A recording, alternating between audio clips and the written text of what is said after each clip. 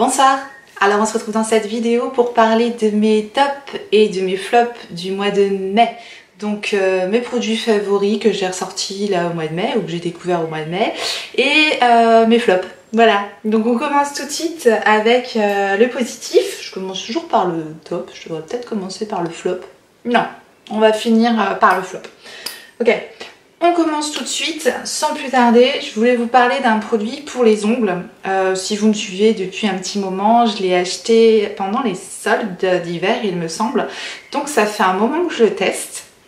Et c'est le Nail Hardener Extra Strong de la marque Erom qui se présente comme ceci. Voilà ce que j'ai utilisé pour le moment.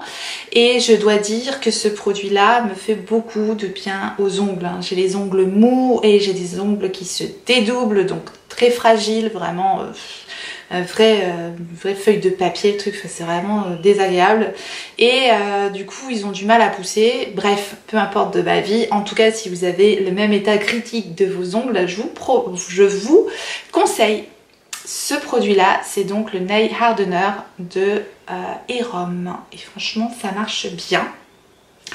Mes ongles, je trouve qu'ils ont retrouvé de l'épaisseur. Évidemment, ils sont plus durs, mais voilà, on sent qu'ils sont plus costauds, quoi. Ça n'a rien à voir avec comment ils étaient avant. Donc, je continue à utiliser ce produit-là et j'aime beaucoup. Ensuite, j'aime bien inclure dans mes tops du mois un pinceau parce que j'en ai plein des pinceaux que j'adore et j'aime bien les inclure petit à petit. Notamment ce mois-ci, je vais vous parler du numéro 109 de Zoeva. C'est celui-ci, il est sale parce qu'évidemment je l'utilise. Et c'est le Luxe Face Paint, le 109 de Zoeva.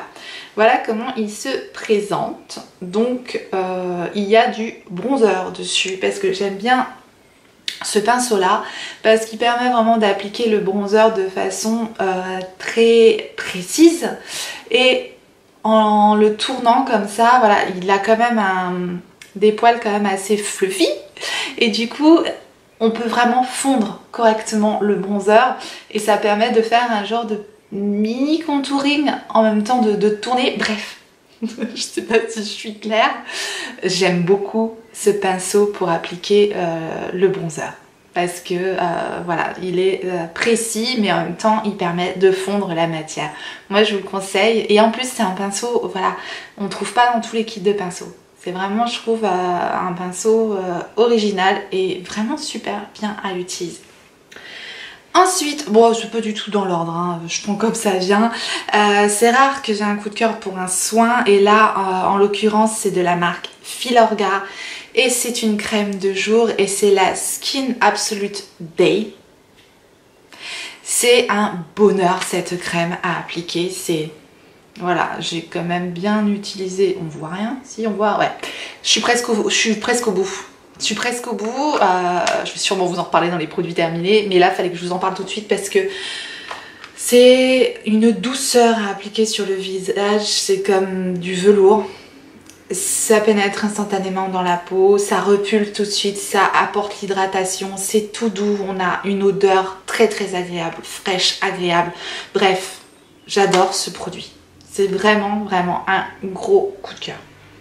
Un eyeliner que vous connaissez certainement, mais je souhaitais en reparler ce mois-ci parce que je l'ai utilisé, réutilisé et il est bientôt fini et je l'ai depuis un moment vraiment hein, et il se finit pas. Pourtant je lui ai fait la misère, hein. Les poils de ce truc là il commence un petit peu, je sais pas si on va voir, ça commence un petit peu à se barrer, mais le truc, il fonctionne toujours quoi. Il est toujours ultra noir, il y a toujours du produit, je me dis il est interminable ce truc là. Il est génial et c'est le Epic Ink de NYX.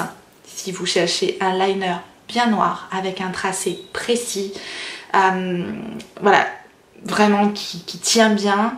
Je pense que niveau rapport qualité-prix, parce que NYX c'est pas trop cher, c'est le meilleur. Je pense que c'est le meilleur. Et Dieu sait que j'en ai testé des liners et pour moi celui-là reste le meilleur liner. Je pense peut-être que je ferai un top 5 des liners. J'ai des idées comme ça, un top 5 top 5 anti-cerne, top 5 liner. Voilà, j'ai plein de choses que je voudrais vous proposer et voilà, il y a J'ai qu'une seule tortue derrière la caméra. Donc voilà, moi je vous conseille si vous cherchez vraiment un liner super bien et que vous n'avez pas encore essayé celui-ci, le Epic Ink de chez NYX.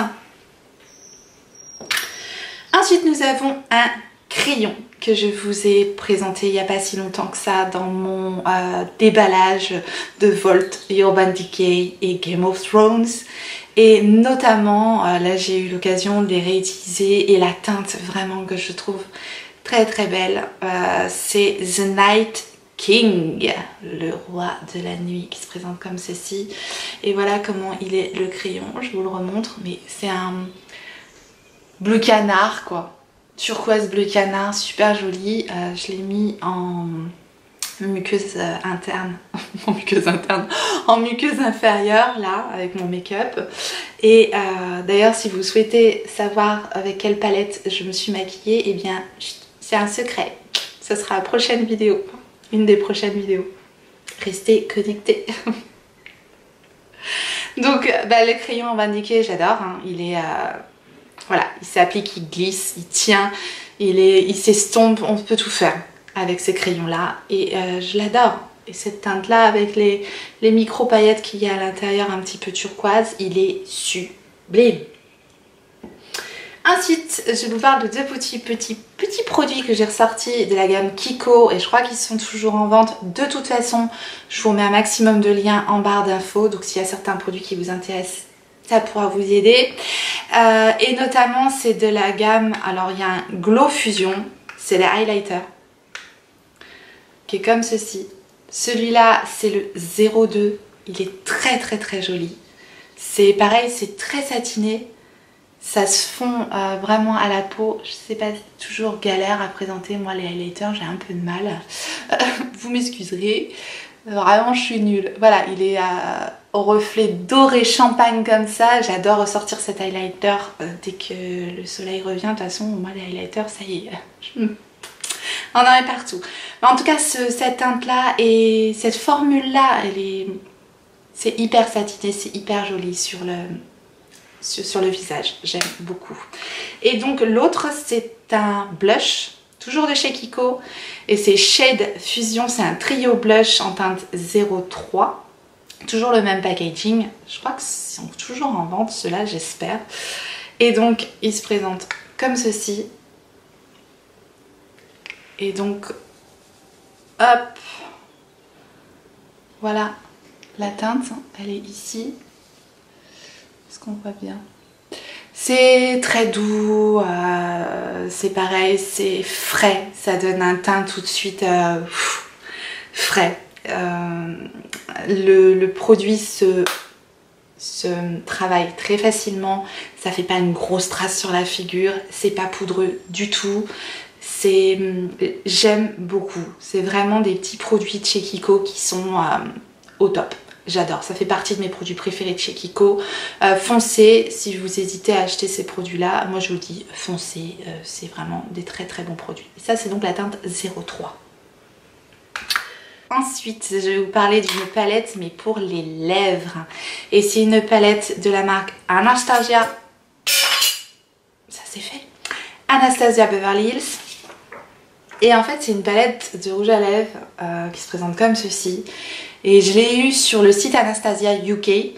Donc il y a le site Anastasia Beverly Hills UK et il y a souvent des promos sur ce site.